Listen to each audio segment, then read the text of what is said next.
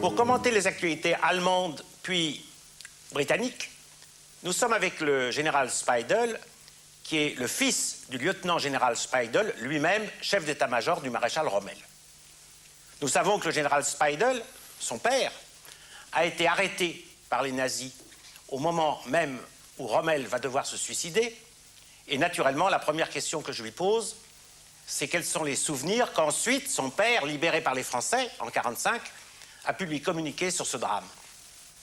Zunächst einmal hat mir mein Vater noch zu Lebzeiten von Rommel, alors que Rommel vivait encore, mon père m'a offert des photos de lui pour me montrer le respect qu'il éprouvait vis-à-vis du maréchal Rommel. Et je me souviens d'une fois où le maréchal Rommel était revenu du front de l'Ouest et avait fait une halte à l'hôtel Waldeck. C'était ma première rencontre personnelle avec le maréchal, une rencontre très brève. Et après la guerre, mon père, tous les ans, le 14 octobre, allait à Erling pour retrouver les amis, les camarades, les parents du maréchal Rommel pour se recueillir dans le souvenir du maréchal. Eh bien, nous allons voir les obsèques de Rommel, parler du suicide forcé et tout à l'heure faire appel au témoignage du fils du maréchal Rommel.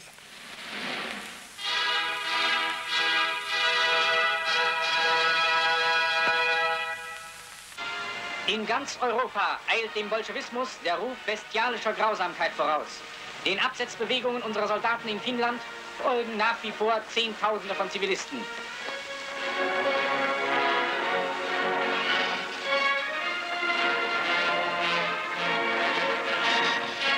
Diese Waggons bergen die in wilder Eile zusammengebrachten Habseligkeiten ganzer Dorfgemeinschaften. Ihre Besitzer gehen lieber in die Ungewissheit der Fremde, als dass sie sich der Knechtschaft des Bolschewismus unterwerfen. Sie wissen, was der Sturm aus dem Osten bringt. Terror, Hunger und Volkstod.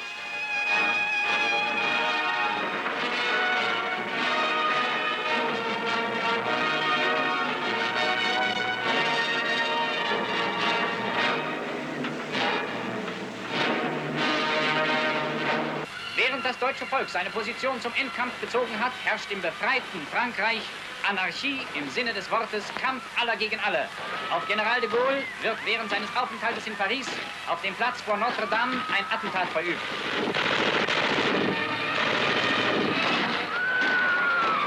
Diese Bilder sprechen für sich selbst. Die Pariser haben sich die Befreiung eben anders vorgestellt. Paris gleicht einer belagerten Stadt, in der statt Sättigung Hunger, statt Ordnung Chaos herrschen. Mit den Angloamerikanern kam General de Gaulle und hinter ihm marschiert der Bolschewismus. Der Mob beherrscht die Straße. Schüsse peitschen in die Menge, die glaubte, die Stunde der Befreiung sei gekommen.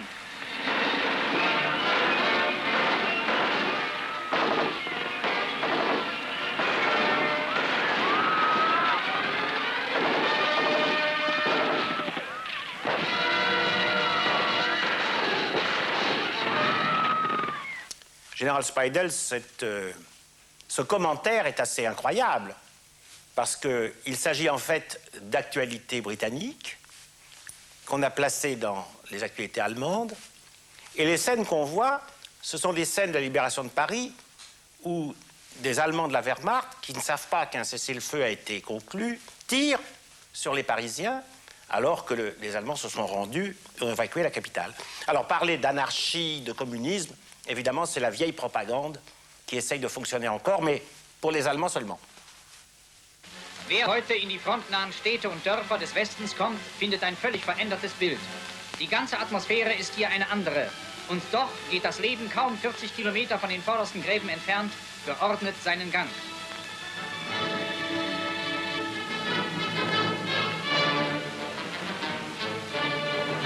Bei der Fahrzeugkontrolle.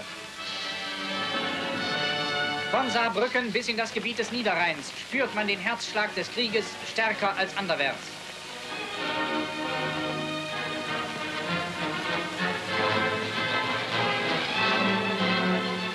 In den unmittelbar an der Front gelegenen Dörfern und Städten werden Evakuierungsmaßnahmen zum Schutze der Zivilbevölkerung durchgeführt.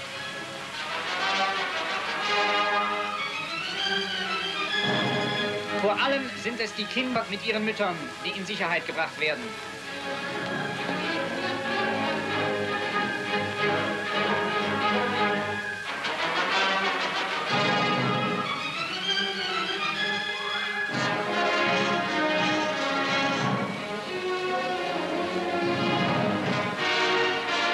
Über die Straßen zieht die Grenzbevölkerung.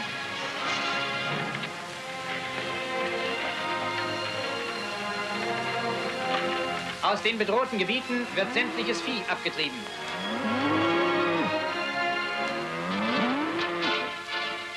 Hitlerjugend aber gibt durch ihre Bereitschaft ein leuchtendes Beispiel fanatischen Einsatzes.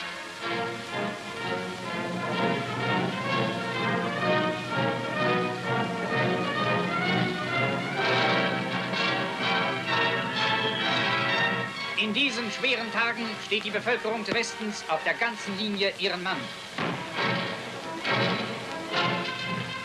Im Vorgelände werden Drahthindernisse angelegt.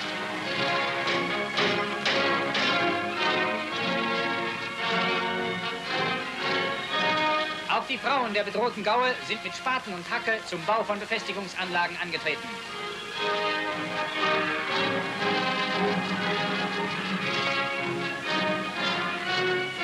Schanzabteilungen des Reichsarbeitsdienstes. Keiner schließt sich von diesem Werk aus. Jeder ist von seiner Notwendigkeit überzeugt.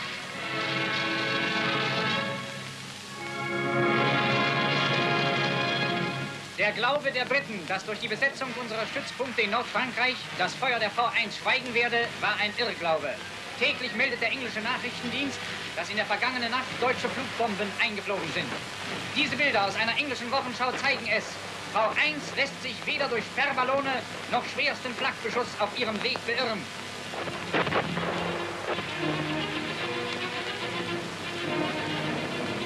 V1 setzt zum Sturz an. Ungeheuer sind die Verwüstungen, die diese Vergeltungswaffe, wie diese Originalbilder aus London zeigen, täglich hervorruft.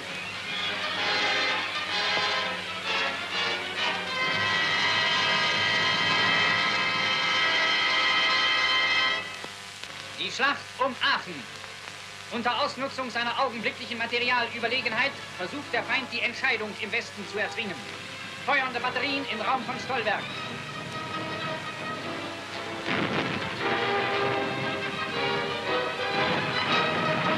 In den Bunkern der Westbefestigung warten Reserven auf den Einsatz. Mit dem Granatwerfer werden anstürmende Briten erfasst.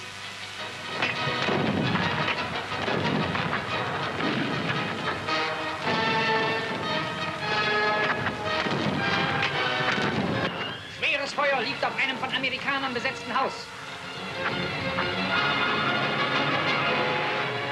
Britische Jagdbomber fliegen an. Die Besatzungen der Gräben ziehen die Köpfe tief in die Schulter. Da sind sie!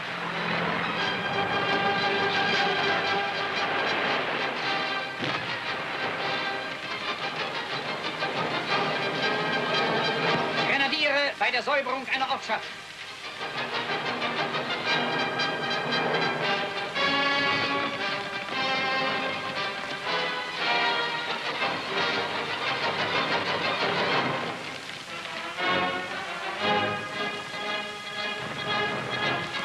Die Fabrikanlagen sind von Amerikanern besetzt. Sie werden unter Feuer genommen. Scharfschützen spielen eine große Rolle in diesen Tagen, wie überhaupt der Einzelkämpfer unermüdlich die Last der letzten Entscheidung trägt.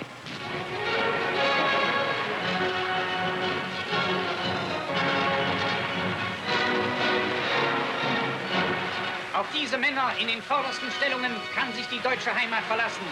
Sie leisten, wie die englische Zeitschrift Zone Bull schreibt, einen geradezu unheimlichen Widerstand und schlagen sich wie die Löwen.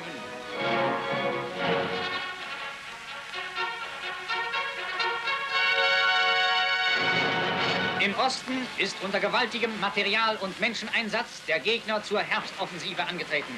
Aus den Produktionsstätten der Rüstungsindustrie und dem Kräftereservoir des deutschen Volkes werden dem Ansturm aus dem Osten unaufhörlich Waffen und Menschen entgegengeworfen.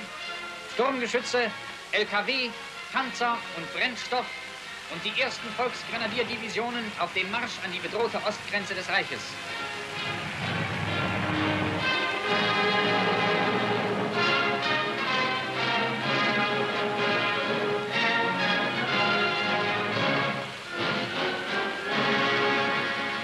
Aufstand in Warschau, der am 1. August begann, ist zusammengebrochen. General Bohr, der Führer der Aufständischen, nach der Verhandlung mit SS-Obergruppenführer von dem Bach. Als Folge der Kapitulation erfolgt in langen Kolonnen der Marsch der Aufständischen in die Gefangenschaft.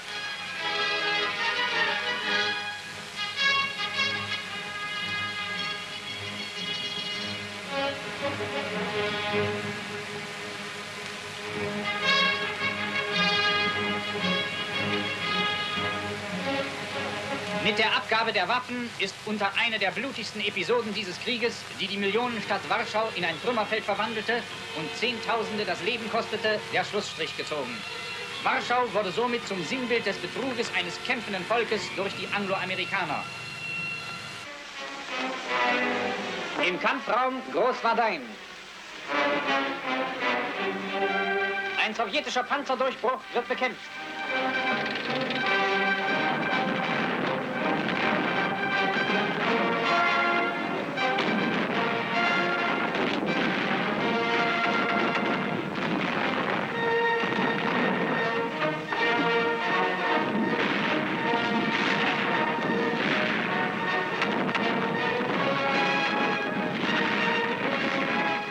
Fahren zum Gegenstoß nach vorn.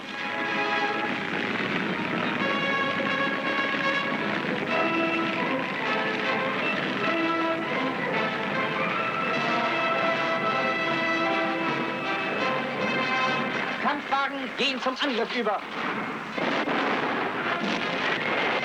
Von Schützenpanzerwagen bekämpfen Grenadiere mit MG durchsickernde Sowjetinfanterie.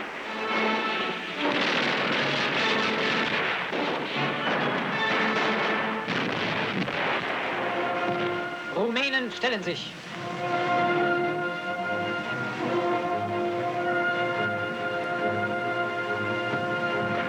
Général Speidel, on a là un deuxième exemple du mode de fonctionnement de la propagande nazie. On n'a jamais dit que les Roumains, alliés des nazis pendant toute la guerre, non seulement ont signé l'armistice, mais se sont retournés et sont maintenant avec les Russes pour se battre contre les Allemands et les Hongrois. Mais on l'annonce sous cette forme, en disant que les Allemands ont fait des prisonniers roumains, sans avoir annoncé le principal événement. D'ailleurs, ces Roumains ont été équipés par les Allemands. La preuve, c'est qu'on voit encore des casques allemands sur ces soldats prisonniers.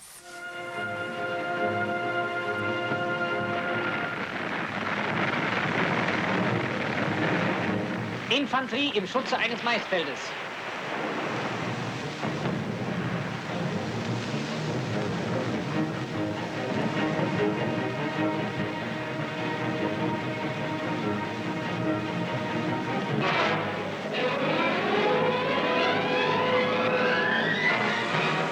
Marschall Rommel ist tot.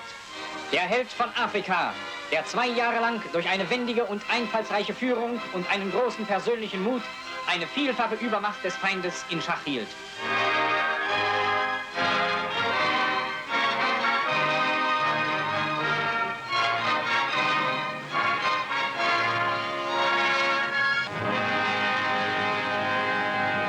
In einem Staatsakt nimmt das deutsche Volk Abschied von einem seiner tapfersten Generale. Mit ihm, so sagte der Führer in einem Tagesbefehl, ist einer unserer besten Heerführer dahingegangen. Sein Name ist im gegenwärtigen Schicksalskampf des deutschen Volkes der Begriff für hervorragende Tapferkeit und unerschrockenes Draufgängertum geworden.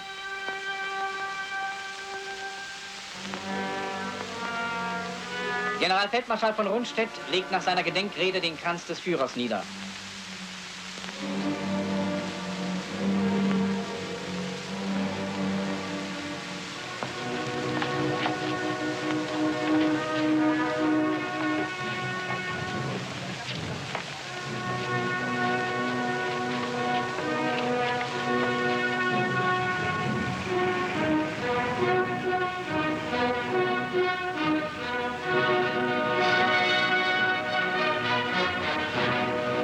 Die Bevölkerung einer süddeutschen Stadt umsäumt den letzten Weg des großen Soldaten.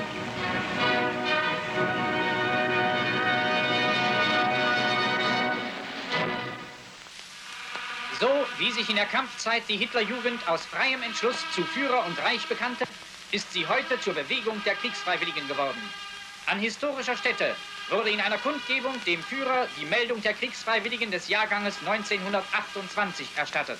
Das Gebiet Ostpreußen hier meldet 9.482 Kriegsfreiwillige der Hitlerjugend. Das Gebiet Köln-Aachen meldet 9.715 Kriegsfreiwillige der Hitlerjugend.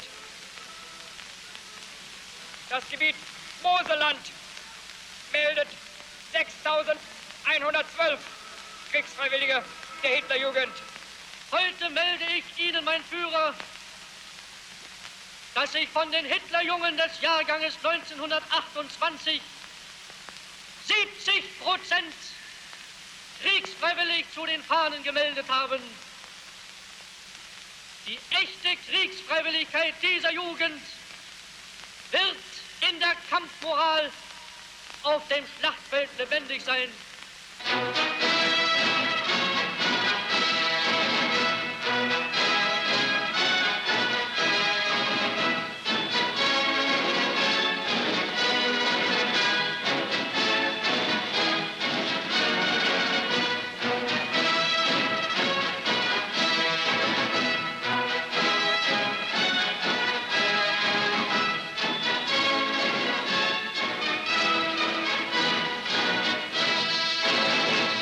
Général Speidel, je pense que vous êtes d'accord que ces actualités montrent aussi une certaine vérité sur la situation dramatique de l'Allemagne à cette époque, puisqu'on voit des enfants mobilisés nés en 28, donc qui n'ont pas encore 16 ans.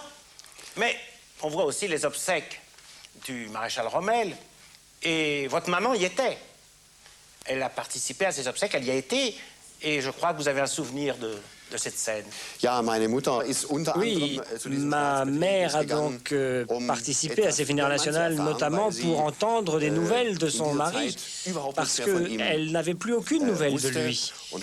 Et elle espérait donc rencontrer des personnalités importantes et influentes qui pourrait lui dire ce qu'il était advenu de lui.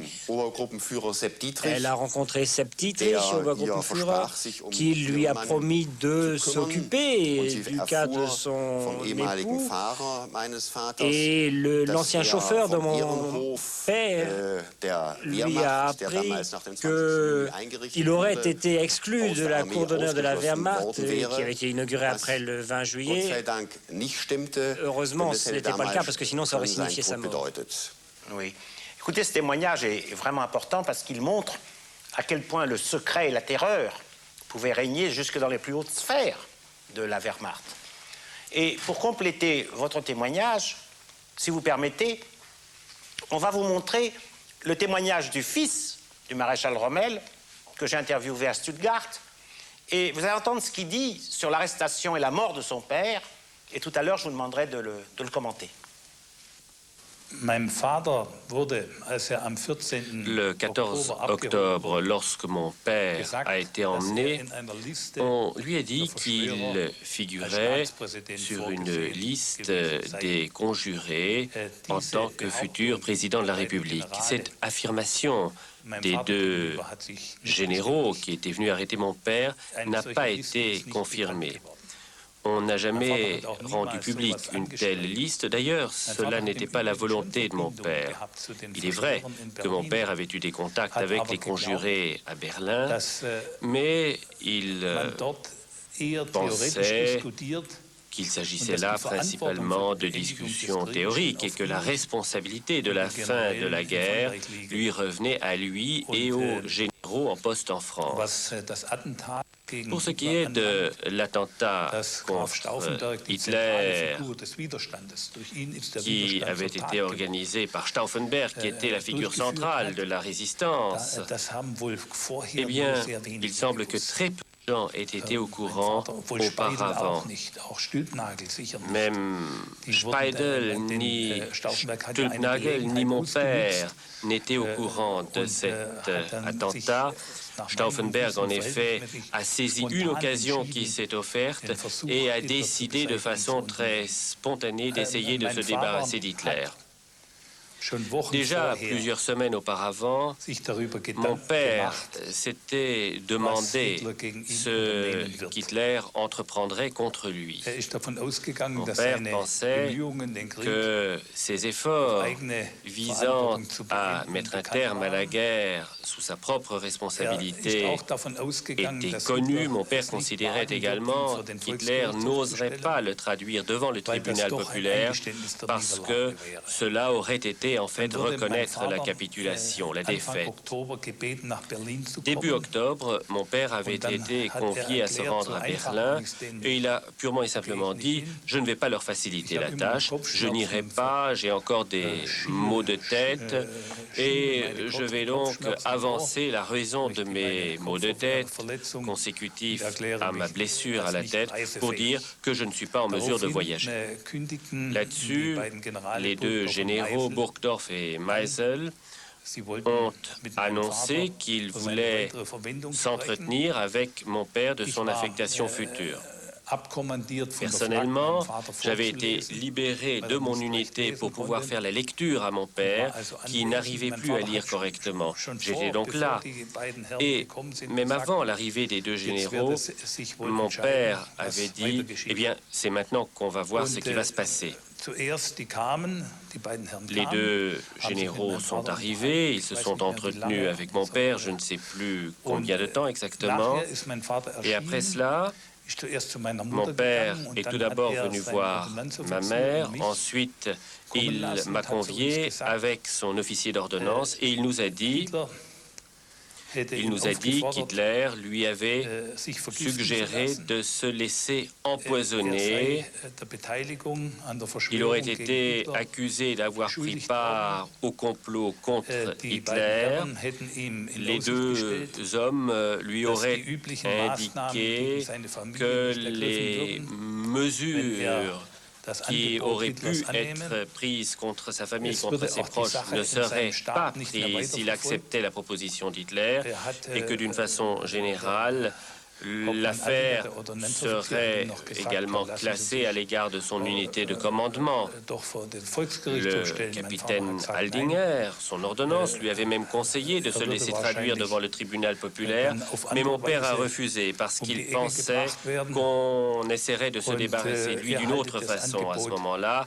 Et mon père estimait que l'offre qui lui était alors faite était la moins mauvaise. Il a donc suivi ces messieurs. On lui aurait présenté un certain nombre de documents. J'en parlais tout à l'heure, un certain nombre de documents selon lesquels il apparaîtrait sur une liste comme futur président de la République. Par conséquent, mon père a décidé d'accepter cette proposition. Il a simplement pu obtenir une dizaine de minutes pour prendre congé de sa famille. Mon père était très calme. Il nous a dit qu'on lui avait proposé des funérailles d'État que l'on pourrait réalisées à Ulm, qu'il ne serait pas nécessaire de les réaliser à Berlin. Et il nous a dit qu'au bout de quelques minutes, on nous téléphonerait pour nous dire qu'il était mort d'une attaque cérébrale. Je suis encore sorti avec mon père. J'ai salué les deux généraux. On n'a pas échangé beaucoup de paroles. Mon père est monté en voiture et effectivement, 20 minutes ou une demi-heure plus tard, nous avons reçu un coup de fil nous informant que mon père était mort d'une attaque cérébrale et qu'il reposait dans un hôpital militaire à Ulm, dans l'école Wagner. Voilà comment les choses se sont passé. Mon père avait encore dit à ma mère, à moi-même, au capitaine Haldinger, de ne rien dire sur les circonstances réelles de sa mort. Il nous a dit en effet que si cela se savait, eh bien, il faudrait s'attendre à ce que nos vies soient aussitôt en péril. Bien sûr, nous en avons informé quelques amis, nous ne pouvions pas faire autrement, mais d'une façon générale, nous étions condamnés au silence et nous avons également été tenus de participer aux funérailles d'État. Mon père a choisi cette solution d'une part pour sauver sa famille parce qu'on ne savait pas ce qu'il adviendrait des proches. Les familles des conjurés ont été déportées en camp de concentration et à l'époque, on pensait qu'ils seraient exécutés. Par ailleurs, mon père a toujours redouté que d'autres ne soient également soupçonnés d'avoir pris part à un complot. Il ne voulait absolument pas que le général Speidel soit arrêté. Il s'est fait des reproches d'avoir mis par sa faute le général Speidel dans cette situation.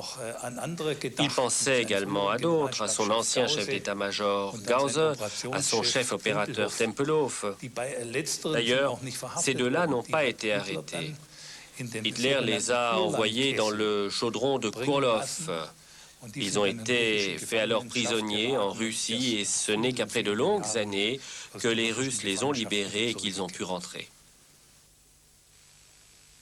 Général Speidel, le fils Rommel qu'on voit là enfant, nous a dit qu'il a toujours craint qu'on ne juge que ceux qui étaient proches de lui aient pris part à un complot contre Hitler.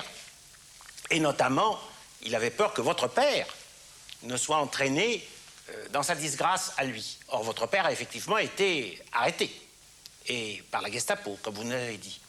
Alors, qu'en était-il de cette idée de complot, selon vous et selon votre père? Ich glaube, dass Feldmarschall Rommel, je crois que schon zu Beginn des Jahres 1944, dès le début de l'année 1944, le maréchal Rommel était entré en contact avec différentes personnes qui souhaitaient mettre un terme à ce régime. Et même ceux qui étaient au centre de la résistance souhaitaient d'abord mettre un terme à la guerre à l'Ouest.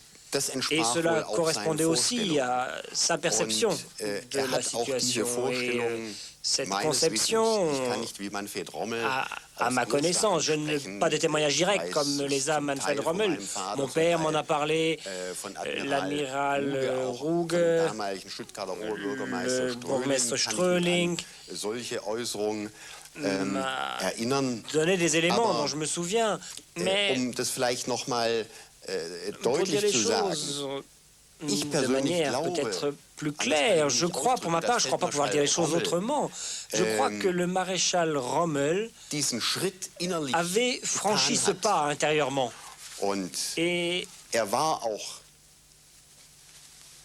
en tout cas mon impression, il était informé de ce qui allait se passer. Non seulement parce qu'il avait eu des discussions à plusieurs reprises, il y en a une dont on a des preuves le 9 juillet, César von Hoffacker, le lieutenant-colonel, le neveu du colonel von Stauffenberg, qui était l'homme de liaison à l'Ouest. Et puis il y avait le général von Stülpnagel, qui était un opposant convaincu et quasiment déclaré d'Hitler. Donc, je crois que Manfred Rommel s'exprime de manière très réservée, très modeste. C'est extrêmement délicat de parler en tant que fils. Mais mon impression, c'est que le maréchal Rommel avait bien franchi le pas intérieurement et dans les discussions avec mon père, enfin du moins ce que mon père m'en a dit, il l'avait clairement exprimé. Autrement dit, la petite différence qu'il y a entre les souvenirs que vous, Speidel, général Speidel, vous avez grâce à votre père, qui était le chef d'état-major de Rommel, la petite différence qu'il y a entre votre manière de voir les choses et celle du fils Rommel, c'est que vous pensez que le maréchal Rommel, sans avoir été impliqué directement, bien sûr, dans l'affaire Stauffenberg, était beaucoup plus, en quelque sorte, au courant de ce qui pouvait s'organiser ou voir se tramer contre le régime si on n'adoptait pas une nouvelle politique. Alors que le fils Rommel aurait plutôt tendance à juger que Rommel a fait un pas dans ce sens, mais qu'il est resté beaucoup plus discipliné, si j'ose dire. Est-ce que c'est votre avis? Ja. Oui. Das sind Ce sont des choses sur lesquelles il est difficile d'affirmer des certitudes. Mais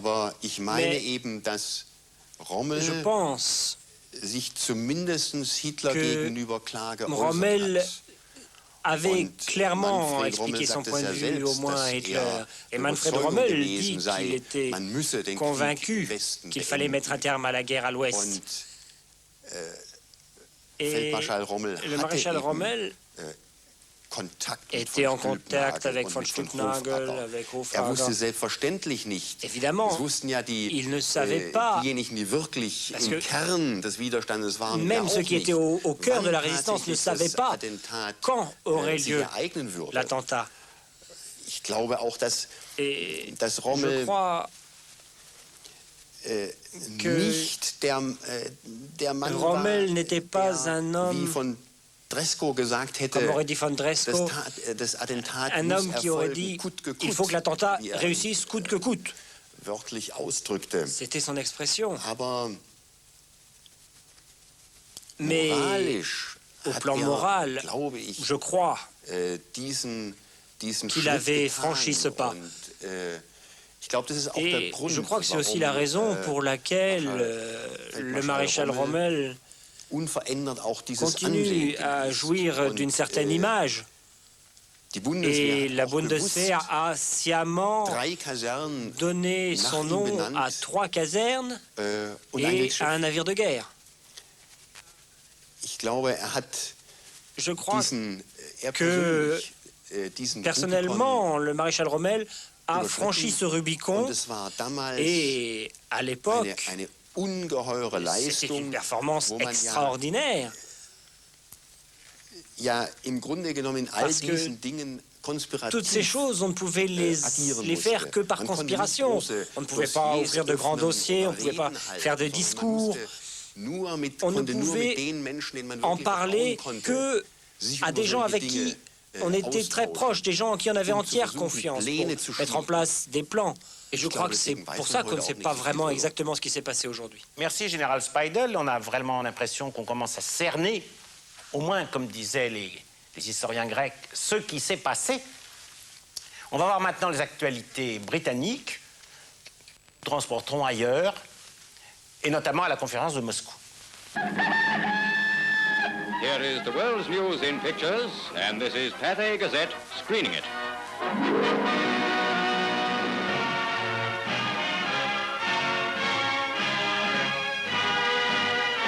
The Union Jack flies at the aerodrome as Moscow awaits the arrival of Mr. Churchill.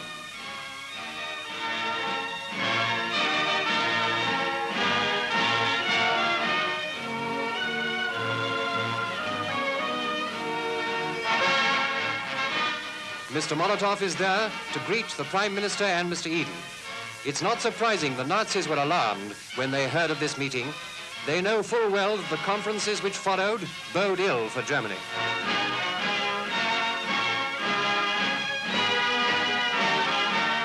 Sir Alan Brooke, Chief of the Imperial General Staff, was in Mr. Churchill's party.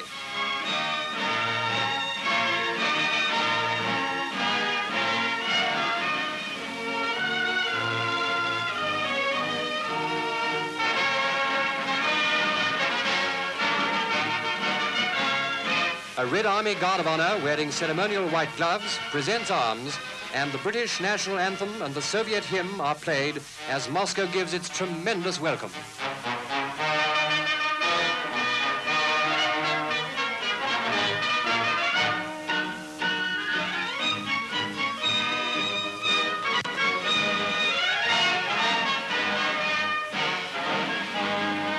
Microphones awaited Mr. Churchill, who, in the course of a short speech, said, "Come here on a tide of hope,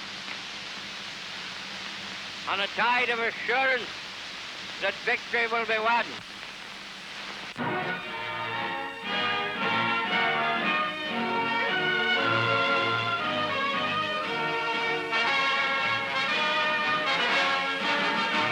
The train of cars leaves the Dome, and a 9-day series of conferences and meetings, which will no doubt make history, is about to begin. conference is over. Mr. Churchill returns to London to be met by Mrs. Churchill.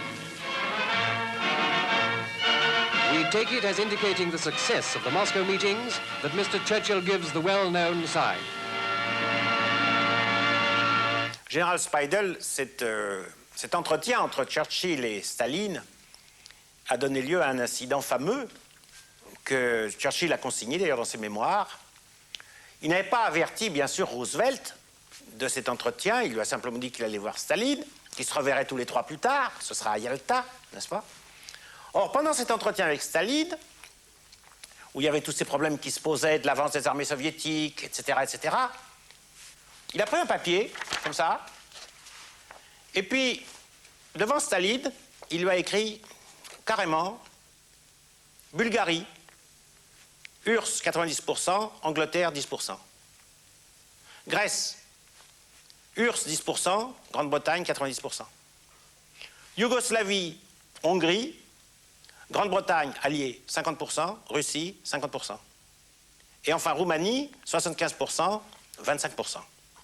Cette manière cynique de se partager l'Europe, c'est Churchill qui en a l'initiative, il le montre à Staline.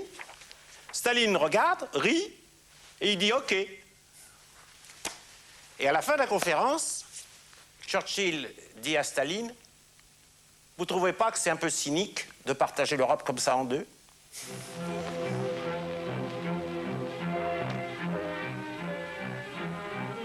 These pictures, just released, tell the story of one of the mightiest of engineering feats, a feat that has revolutionized modern warfare.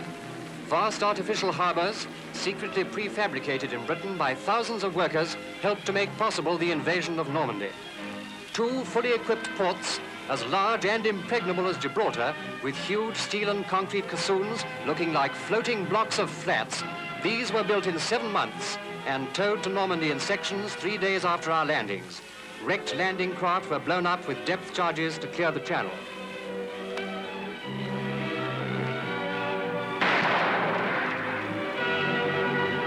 The vastness of the operation took the Germans completely by surprise. They didn't believe it possible to carry through a great invasion without large ports in our possession to disembark troops and supplies. And they were right. But what they did not realize was that the ports were already completed down to the last detail and only waiting to be assembled off the Normandy beaches. It was this miscalculation that stopped the enemy from bringing his full weight to bear against our forces during those first vital weeks after our landings. By then it was too late, for within a month, despite the worst June gales for 40 years, one of the harbors was in working order.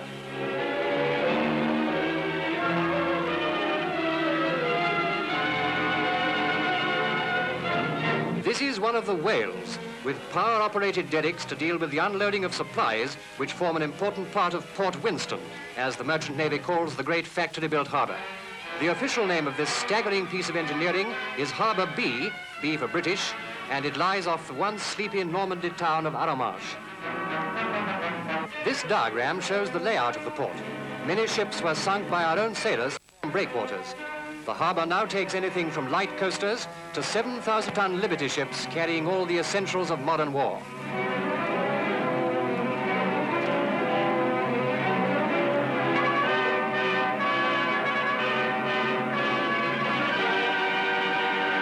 "13 miles of piers and causeways were ferried over in 480-foot sections. No wonder the rumour started that a bridge was being built across the channel.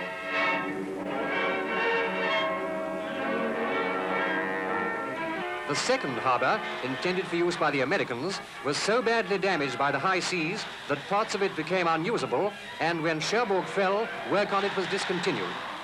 For months, scientists had studied the behavior of the weather, but they could not foresee such a furious gale as this.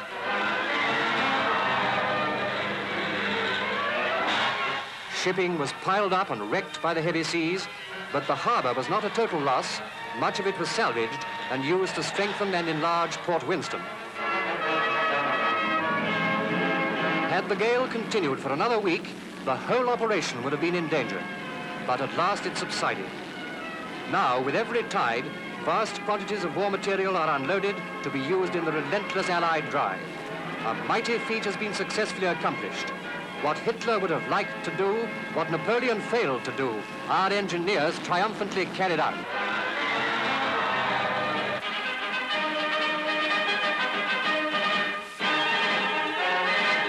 The people of Dover throng the battered streets as the King and Queen arrive at the town hall during their visit to Hellfire Corner.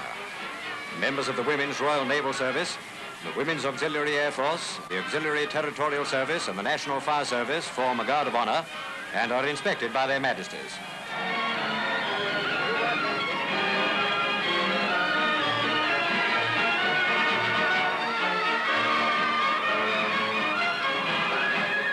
Though the royal visit is a surprise for Dover, the King and Queen are given a tremendous ovation, and the battle-scarred town is even gayer than on its Liberation Day.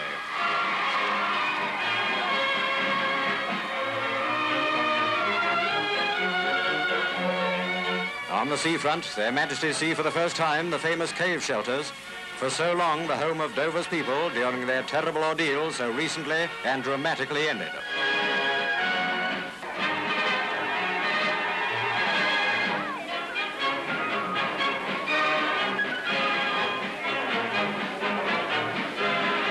Their Majesties say goodbye to Dover and drive to Folkestone, where they're met at the boundary by the mayor. Here they're given another great welcome. Arriving at the county cricket ground, the King and Queen meet and talk with nurses and members of civil defense units. And so the King and Queen, who expressed their admiration for the courage and endurance of the people of Hellfire Corner, left amid the cheers of a happy and heroic crowd.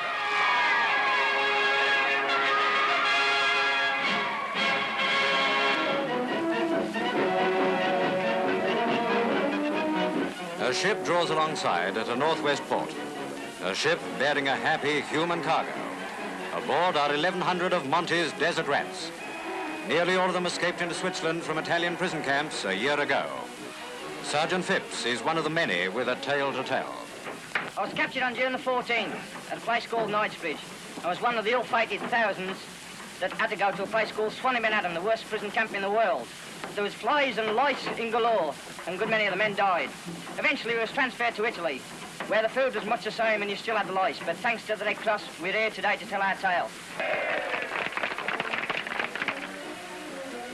All of them say that the standard of living in Switzerland is remarkably high. Some have had the time of their lives, complete with skiing and tobogganing. But now they're glad to be back here, and they couldn't have chosen a better day on which to arrive, for it's the second anniversary of the Alamein push that chased the Germans out of Africa. He's not wasting much time either.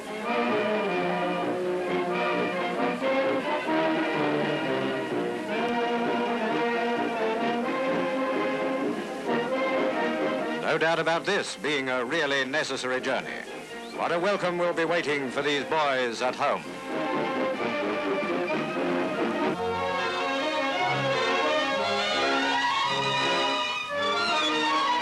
The King and Queen and many members of the royal family, including little Prince William, seated in front of Queen Mary, were present when the Duke and Duchess of Gloucester's second son, Prince Richard Alexander Walter George, was christened at a private chapel in the country.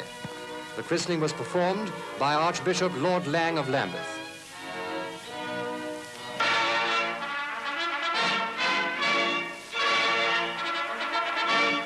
A gallant company leaves Buckingham Palace with honours conferred upon them by the King. These officers and men of a gunboat flotilla recently sank 2 U-boats. Major Sarjit Singh Kala of the 1st Punjab Regiment received the DSO. And here a distinguished father and son. E.J. Wright, a newsreel cameraman war correspondent, MBE, and Flying Officer J.E. Wright of the RAF Film Unit, DFC. Cathay Gazette salutes them.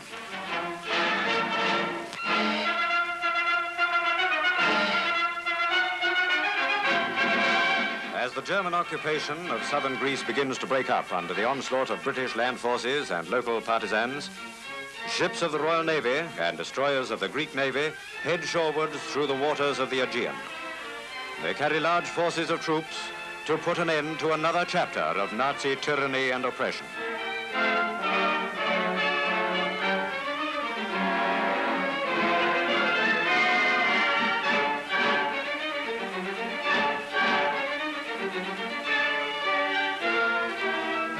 The dawn of liberation for Athens.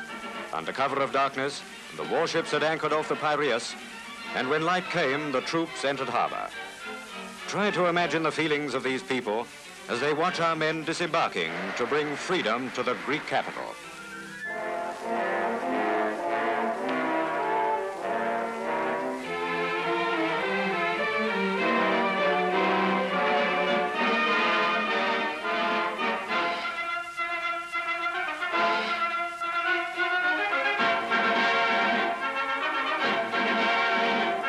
The Nazis had warned the Greeks that if they allowed the British forces to pass on the way to Athens, the city would be completely destroyed.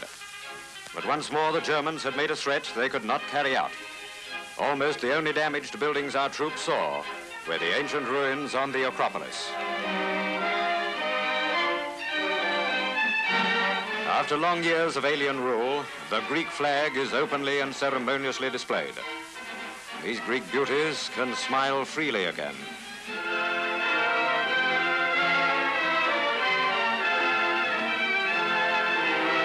It is a joyous yet solemn moment as the Greek Prime Minister, for so long in exile, returns to Athens and hoists the flag on the highest point overlooking the city. From the flagstaff, which only a short while before bore the hated swastika. These pictures, taken from a moving jeep, show scenes of rejoicing in the streets of Athens. Scenes of wild joy, reminiscent of those in Paris, Brussels, and the other cities liberated by the Allies.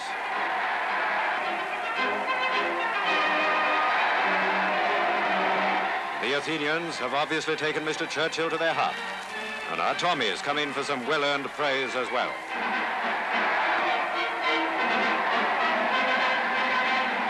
Tanks and armored vehicles roll through the city streets. For even in the moment of rejoicing, it must not be forgotten that the Germans are still a few short miles to the north. And it's the job of our troops to keep them on the run.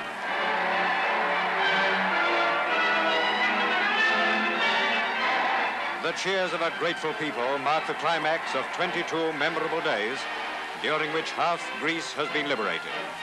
The aggressors have been driven back, but not before they had inflicted 3.5 years of untold suffering and privation on a brave nation. But in the hour of their joy, the people of Athens look not backward to the years of hunger, cruelty, and humiliation, but forward to a future of hope and renewed freedom. Général Speidel, vous nous avez aidé à faire le point sur le rôle effectif de Rommel dans ce drame qui a amené son suicide forcé. Vous nous avez parlé également du respect que votre père a toujours eu pour Rommel. Il était son chef d'état-major. Le culte, presque, qu'il lui a voué, puisque tous les ans, il était aux cérémonies du souvenir de la mort de Rommel. Alors, je voudrais vous poser une question maintenant sur la société allemande d'après-guerre.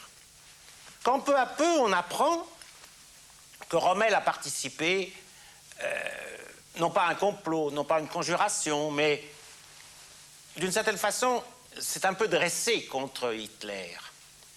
Est-ce que le peuple allemand l'a considéré comme un héros ou un petit peu comme un traître? Das ist schwer zu sagen. C'est difficile à dire. Je crois qu'après la guerre, les Allemands ont d'abord eu à résoudre des problèmes immédiats. Ils ont dû trouver une manière d'assumer cette défaite, de sortir de leur misère personnelle, de vivre avec ces crimes qui apparaissaient au fur et à mesure. Et je crois que dans un premier temps, on ne s'est pas demandé comment il fallait classer certains événements particuliers.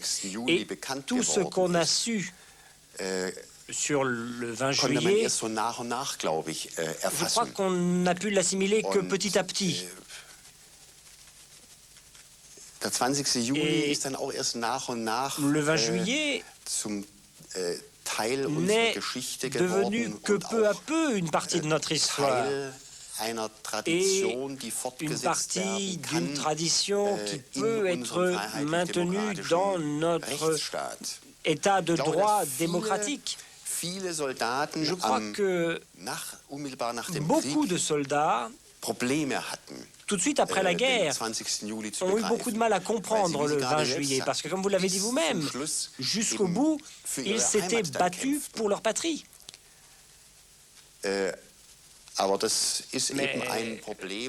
Ça, c'est un problème que chacun doit résoudre pour soi-même. Avoir servi sous un régime et s'apercevoir au bout du compte que c'était un régime criminel. Merci, Général Speidel, pour ce témoignage à la fois de mémoire et si sincère. La semaine prochaine, à Histoire parallèle, nous verrons des actualités allemandes et françaises.